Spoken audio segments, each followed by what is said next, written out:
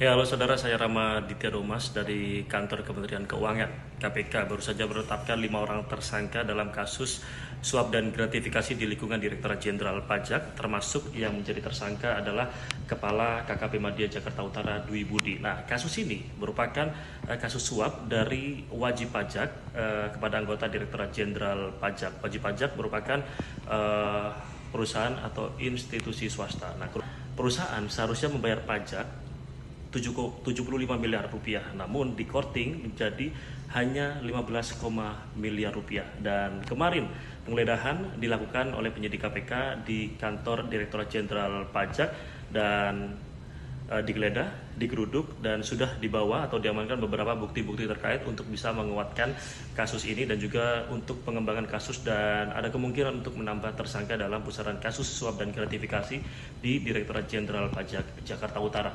Nah, penyidik sebelumnya juga menyebutkan telah mendapatkan beberapa hal termasuk berkas-berkas yang sudah diamankan dan dibawa ke kantor KPK untuk nanti bisa menjadi alat bukti yang kuat.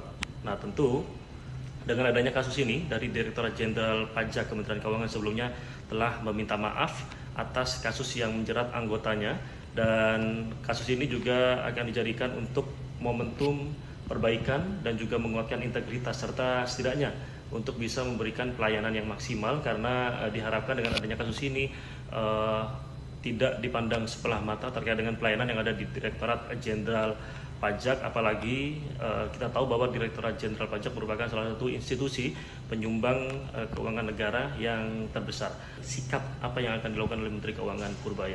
Tentu kemarin sempat dikatakan ada statement dari Menteri Keuangan Purbaya terkait dengan kasus ini yang dirinya menyebutkan mengapresiasi, tentu menurutnya bagus, dan ini akan juga menjadi salah satu momentum untuk bersih-bersih anggota pajak yang nakal. Tapi yang jelas ia tak menampik jika akan memberikan bantuan, namun bantuannya adalah bantuan hukum yang diberikan terhadap anggota Direktorat Jenderal Pajak, yang tentu pendampingan hukum ini juga selayaknya yang dilakukan oleh institusi lain. Kementerian Keuangan juga akan memberikan bantuan karena ini juga merupakan anggota dari Kementerian Keuangan. Namun yang harus diketahui bahwa ini bukan intervensi dari jerat hukum, bukan intervensi dari hukuman, hanya saja sebatas bantuan hukum atau pendampingan.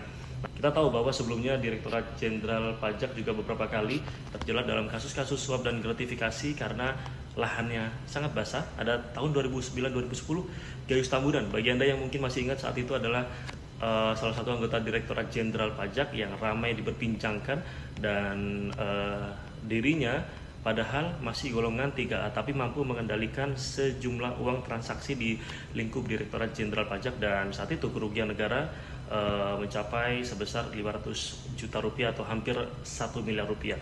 Nah, ada juga yang ramai nih pada 2023, kasus gratifikasi terhadap Rafael Alun Trisambodo. Nama yang saat itu muncul menjadi tersangka karena ulah anaknya Mario Dandi. Nah, Rafael Alun saat itu dicurigai awalnya adalah dari laporan PPATK yang menyebutkan bahwa ada transaksi tidak wajar dalam 40 rekening miliknya hampir 500 miliar rupiah. Nah, akhirnya diendus oleh KPK dan ditetapkan sebagai tersangka terkait dengan kasus suap dan gratifikasi di lingkungan Direktorat Jenderal Pajak. Nah, sementara nih besaran tunjangan dari anggota PNS Direktorat Jenderal Pajak itu adalah yang paling besar dari semua institusi yang ada di pemerintahan. Terbaru yang kami dapatkan bahwa paling rendah saja, ini untuk jabatan paling rendah itu tunjangannya Rp5.300.000. Nah, sementara jabatan tertinggi tunjangannya bisa sampai Rp117 juta. Nah, artinya ada yang salah, dan ini juga bisa diharapkan menjadi momentum bagi Purbaya untuk bersih-bersih anggota pajak yang nakal. Sementara demikian, Rama Ditya Domas dari Jakarta. See you in the next video.